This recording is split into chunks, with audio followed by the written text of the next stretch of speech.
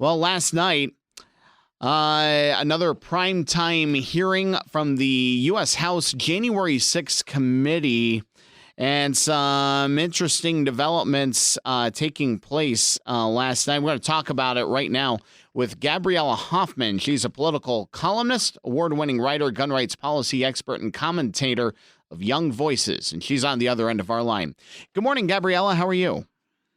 Good morning. I'm doing well. How about yourself? Doing very well. So your take on last night's hearing, what stuck out to you during the proceedings last night? I caught a few of the highlights on Twitter, admittedly, because these are very long and strange. So it is kind of hard to watch them in totality. It is. But of the moments that I caught from Twitter, the clips and such, it's much like how I've been able to gauge the rest of the proceedings of the Select Committee. It seems like there's a lot of fanfare attached to it. They say that they have something groundbreaking that's going to change the trajectory of the country, that's going to put the country against Republicans, and including President Trump even more.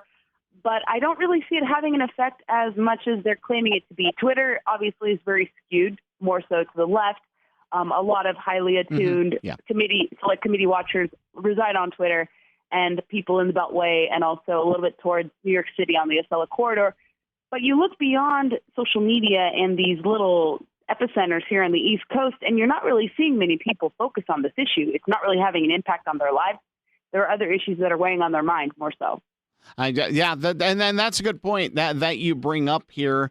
And I've asked this question among other guests because it's something I always wonder about. But this hearing last night, this was, I believe, the second that has been held in prime time over the last few weeks. Is this, in your opinion, is it just for show? Is it political theater, or is it a matter of, because I've heard the other side say, oh, well, we're putting this on at night so that more people can watch. More people at home, they're home from work. This is more widely available. But I mean, is it political theater in your mind? Is that the point of this? It's evolved into it just by how the committee is set up, because it is not really let's say, set up, you would say, equally, weighted equally. Of the Republicans they chose two Republicans who are out of main step with the party. And they're Republicans who are favorable towards those on the left. And so people see how it's set up, the framework of it, what the intent is, and they do view it as political theater. That's why you don't really have hundreds of millions of people tuning in. If they're lucky, they're maybe having 15. I think the highest they ever had was 20.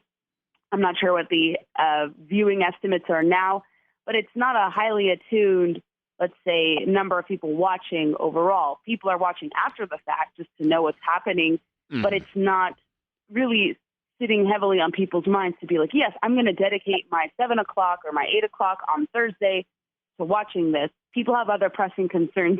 A lot of people are living paycheck to paycheck. They're worried about inflation. They're worried about gas prices, and they don't have time to watch a committee that is not really skewed favorably or weighted fairly on TV when they have other things, like I said, concerning them. So to many people, they do see it as political theater. A lot of people see it as a way to kind of undermine Republican prospects, and by extension, the former president's prospects to run in 2024. He could have other issues that befall him aside from the committee, because you start to see that his endorsements may not have as much weight. So there could be other factors that kind of hurt his chances in the future. But I wouldn't say that January 6th necessarily does, unless they try to convict him a third time through these proceedings. I think ultimately it's to make him so unfavorable to the public that it makes it harder for him to run. I don't know if that would stick and make it harder for him to run, but I think other factors could hurt the former president's chances. Or perhaps he could get a challenge from someone like Ron DeSantis. That would hurt him more so than I think the January 6th committee. Yeah, that's an interesting point. I've never really compared that. A Ron DeSantis, Donald Trump, kind of one-on-one there, as opposed to Trump in January 6th. That's an interesting comparison there. I've never thought about. We're talking with Gabriella Hoffman, political columnist.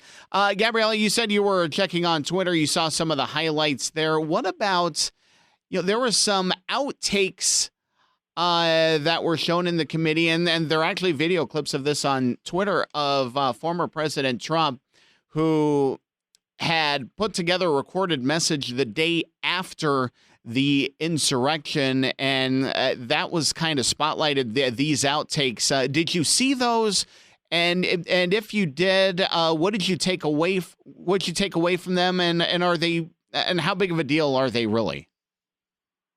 I think when I was scrolling, I caught a glimpse of it, and certainly his words have been debated over whether or not he invited the riot versus his remarks the day after. And the former president also has to be very careful too. I think a lot of the public is beyond 2020.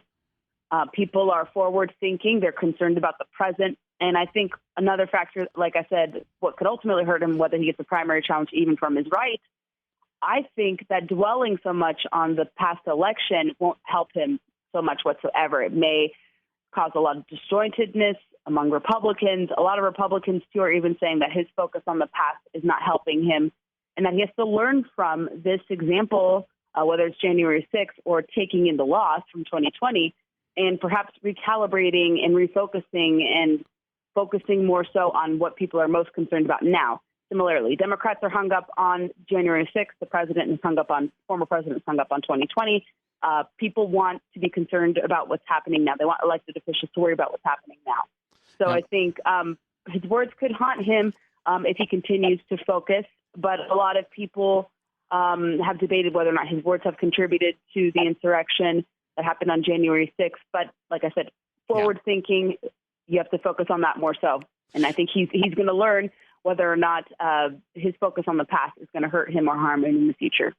It's short on time here for this segment. Coming up here on a hard news break, Gabriella Hoffman, political columnist, talking about last night's January 6th U.S. House committee hearings. Gabriella, thanks so much for joining us this morning. Thank you for having me. Good to be back on. And you're listening to the 1320 WILS Morning Wake Up. Rich Hurl here with you on a Friday morning. Keep it right here, 1320 WILS.